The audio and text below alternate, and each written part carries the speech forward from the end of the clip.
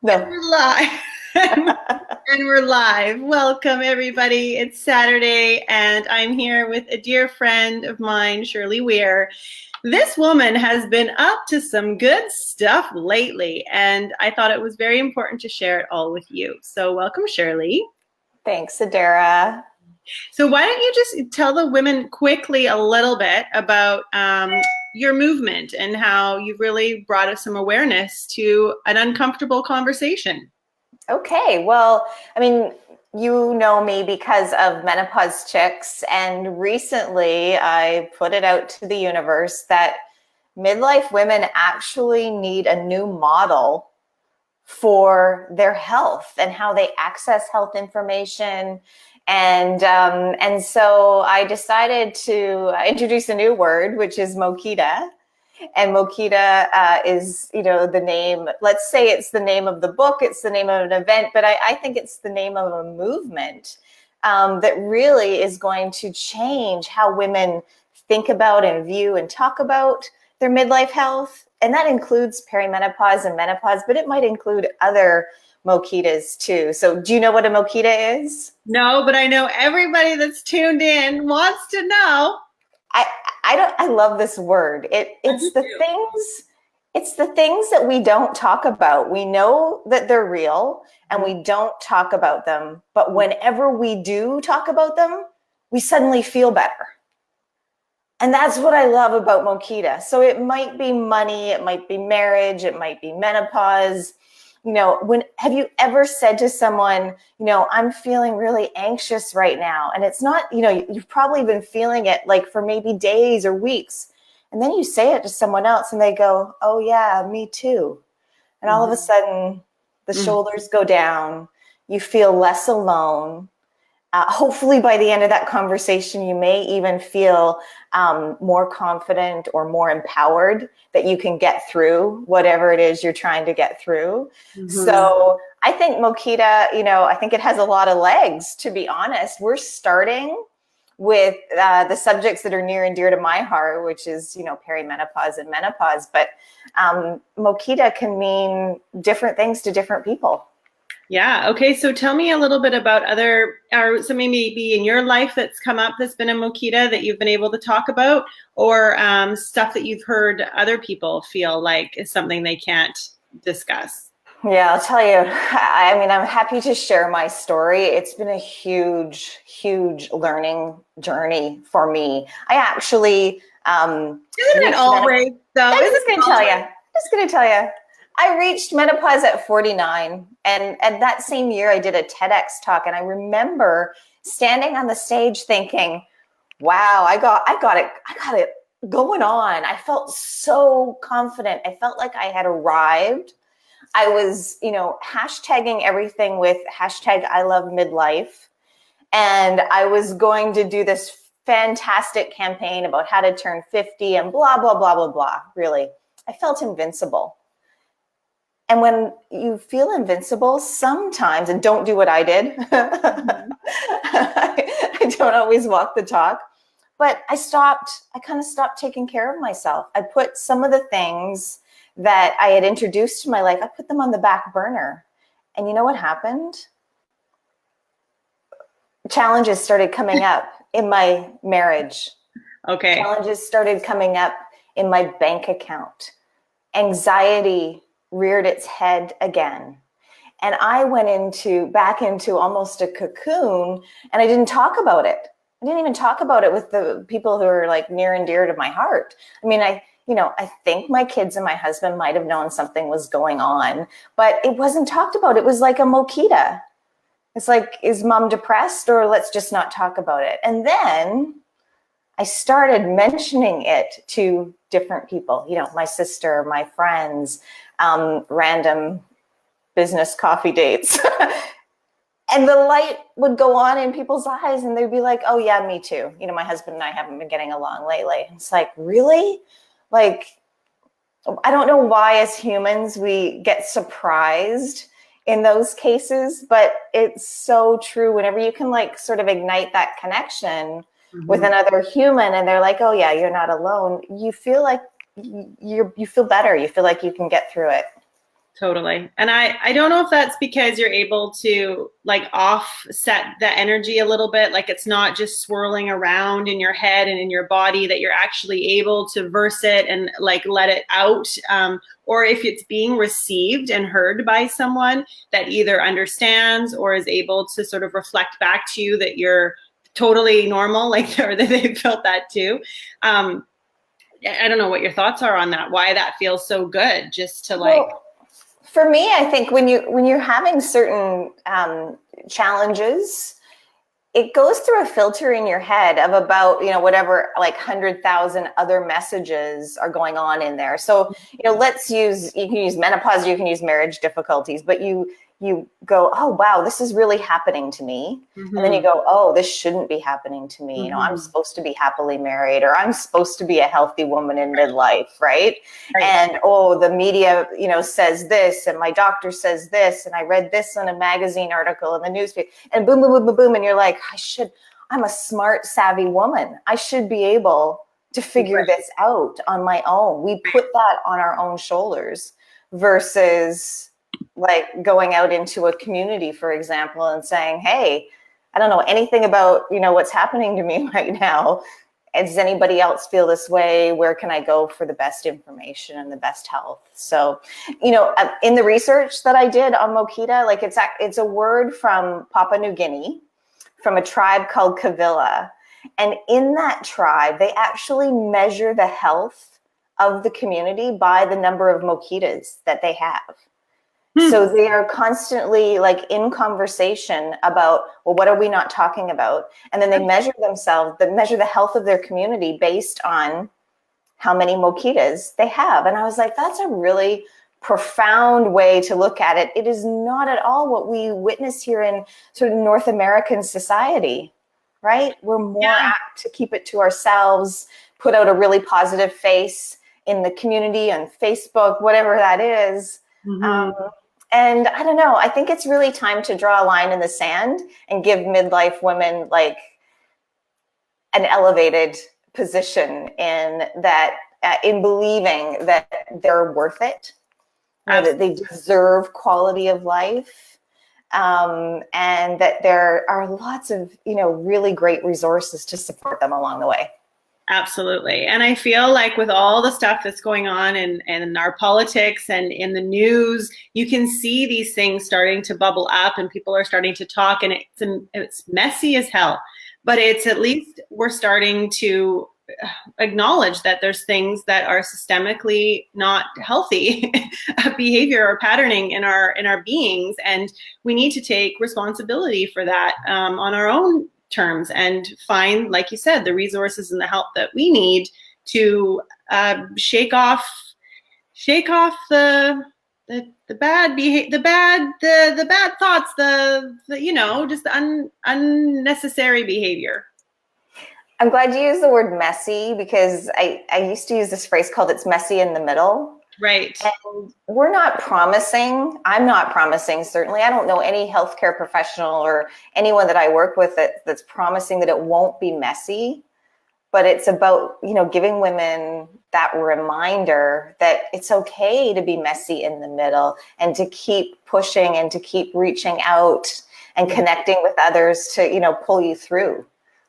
So I'll tell you, however deep that mud is. Absolutely. Absolutely. So I'll tell you my MOKITA today since you shared and I'll share.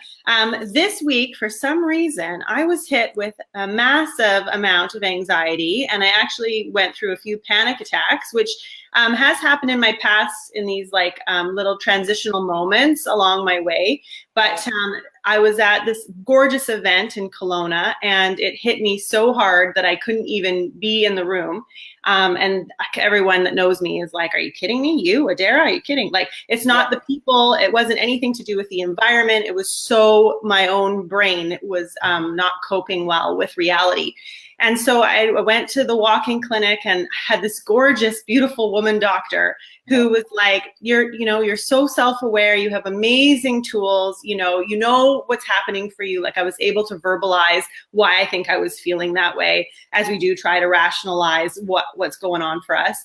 And it was like just being witnessed in that moment definitely brought me to some ease. I mean, really, when you're anxiety ridden like that, I mean, the only way to go is down or not, you know, and like that's not an option, right? So it's like, okay, so now I'm calm. She saw me, she looked me right in my eyes, and she was like, "You've got this. Like, I know this is really difficult for you right now, but I just believe in you. Like, you know."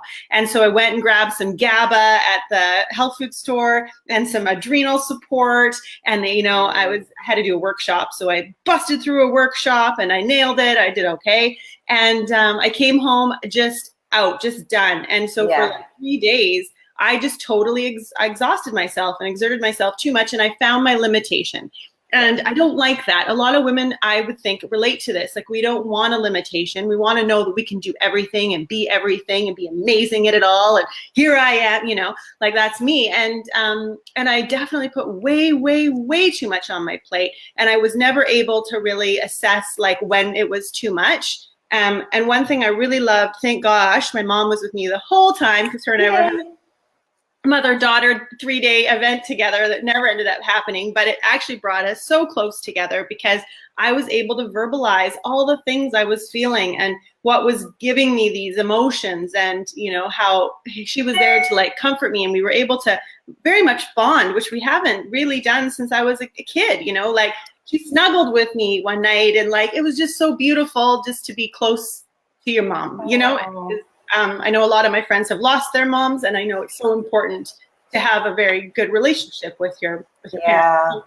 So anyway, that happened, and I'll try and make the story short, but I did sort of a similar, I went and saw my father and told him how much I loved him, and actually what it did is this anxiety and panic cracked me open even more to be able to share in a more loving way, into being more compassionate, and to do that for myself. And so it wasn't until last night, this is like the first day I've been pretty solid. I was in my Epsom salt bath last night, and I was like talking to myself. I have my little Buddha, and my Buddha reflects me, and we have a little chat. And I was just telling him, you know, everything that was going on. And he was like, you know, this is you needing to love you more. Like, you know, you need to take care of yourself. And the inputting that you're doing or the outputting that you're doing needs to be 2 times the amount of input that goes back into you. So this has been my day today. It's been like, how much am I inputting and how much am I outputting? And making sure that I have a plethora, or I have like a little source. A reserve. Yeah. So we're not always running to empty, like, you know? I do. There we go. We'll say, first of all, thank you, because you supported me through the last 3 days. So while you were taking care of yourself, you were still supporting your community, which is amazing, and one of the many reasons why I love you. I love you too, Shirley. Thank you. And it's so fascinating, I think, for like your tribe who's listening, Adera. I started very quickly. I registered a URL and I started a website called Menopause Chicks. And as soon as I did that, I almost like pulled it back. I was like, what if it wasn't perimenopause after all that I was experiencing? What if I had stressed myself out to the max, running a business, raising kids, looking after an aging mother? I did all of those things. I burnt out my adrenals. Totally. Right? I just kept giving and giving and giving. And perimenopause, I don't even know. There's really no timeline anyway, and it doesn't matter. It's really important to learn about your health. But yeah, exactly what you said, you know? And there's so many cliches. You can't pour from an empty cup, right? No, absolutely. Your body's going to tell you when you're running out of gas. One thing I don't know if you all relate to as well is like when you have days and then you're like, what did I do yesterday? I don't even remember. Is it Tuesday today? Like, how old am I? Like, I don't, you know, it's just like you're in this like effing chaos, like daily, and it's stupid little things, but they're all outputs, you know, like making sure you get the groceries and making sure that you paid that bill. And then, you know, all of those things on top of, you know, if you're running a business and just your own stuff, you know, so and that's not good. I don't feel like we need to be functioning in that capacity. I don't feel like that high level outputting is necessary, you know? So it brought me back to being like, okay, what really am I trying to create here? And like, how can I do it in a way that really supports me and doesn't make me feel like I'm, you know, exerting myself all the time? And am I trying to do too much of that on my own? Yes. Yes. We have some people saying some things here. Oh, cool. Yeah, it's so beautiful. Thank you, Lauren, so much for all your comments. The one thing with this Be Live is I can't figure out how I'm supposed to bring you on, or anyway, they were saying some things. We can look at that later. Okay. So let's just wrap up quickly with the MOKITA event that is happening this Saturday. Yeah, you're coming?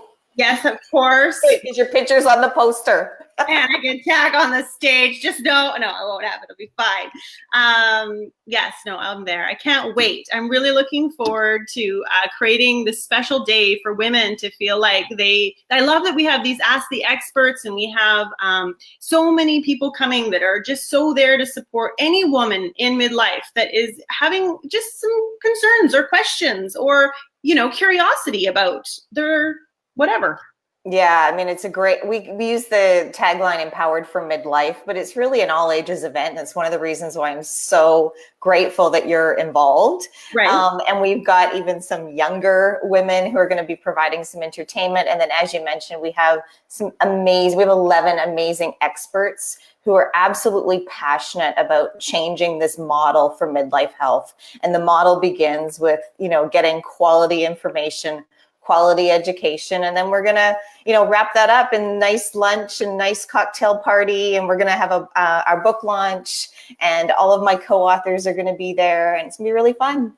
Totally fun. Awesome. So I hope everyone can join us that Saturday in Burnaby, but you have 3 across the country, right? Or 2? Yeah, so I am hosting the Vancouver event. It's at SFU on Burnaby Mountain. All of the details are at mokitalive.com. There is an event in Toronto on the same day, or if you can't make either of those, you can watch us on the live stream. Right. Yeah, and the live stream is Pacific Standard Time, but it's really important to us that we reach as many women as possible, especially women, you know, that live in rural communities and don't even have access to some of the resources that we talk about or take for granted. So I'm really excited. And then my colleagues in Seattle are hosting a similar event on November 10th. Oh, very, very cool. Okay, ladies, so you heard it here. We'll put the links below. And thank you so much, Shirley, for taking some time out this afternoon to chat. Thanks, Adera. Okay, love. Take it easy, everybody. You take care of yourself. Yes. Me too. Thank you. Bye. I think.